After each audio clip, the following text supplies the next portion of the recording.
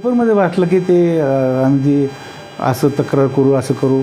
आमदारांनी तक्रार करायच्या का तक्रारी दूर करायच्या? आमदाराचं काय काम असतं? आलेल्या तक्रारी दूर करणे का तक्रारी वाढवणे? त्यांनी तक्रारी वाढवू नये, तक्रारी दूर कराव्यात. कारखान्याचा आपल्या मतदारसंघाचा प्रश्न आहे तो सोडवावा. लायसन्स दिल्लीला जाऊन घेऊन यावं, आमच्या हातात द्यावं आणि सांगावं की बाबा तुम्ही मागणी केली, मी दिल्लीला गेलो, अमित शहाला भेटलो, हे घ्या पत्र, करा कारखाना सुरू करा. नाही तर आम्हाला म्हणावं तुम्ही नाही तर आम्हाला चालवायला द्या, 25 वर्षाचं करा, त्यांच्याबरोबर करू.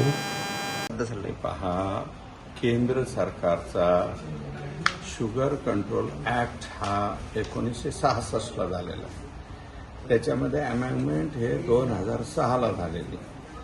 66ला ज्यावेळेस कायदा झाला त्यावेळेस माझा जन्मही झालेला होता. 2006ला जी अमेंडमेंट झालेली आहे ती अमेंडमेंट मी काही त्यावेळेस फक्त मला वाटतं आमदार होतो. हा केंद्राचा कायदा आहे आणि केंद्राचा कायदा असल्याच्या नंतर 2011ला तुमचं शेवटचं क्रशिंग लायसन आहे.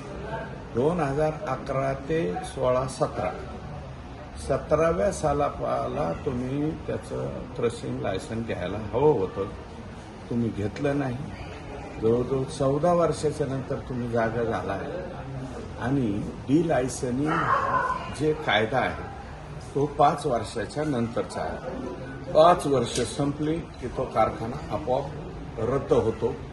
तो कारखाना परत कारखाना म्हणून राहत नाही. हा केंद्राचा कायदा आहे. त्याच्यामध्ये तुम्ही मला ओढण्याचं किंवा माझं नाव घेण्याचा काही संबंध येत नाही. तुम्ही एका जागेवरती थांबलेला नाही. तुम्ही केंद्र सरकारकडे गेले, साखर आयुक्तालयात गेले, त्याच्यानंतर हायकोर्टात गेले, कुठेही तुम्हाला रिलीफ त्या ठिकाणी मिळालेला नाही. आणि म्हणून आपलं स्वतःचं डिलायसनिंग कारखान्याचं झाल्याच्या नंतर दुसऱ्याला दोष देणं हे मला वाटतं संयुक्तिक नाही. हे आरोप त्यांनी थांबवावे अशी माझी विनंती. एबीपी माझा, उघडा डोळे बघा नीट.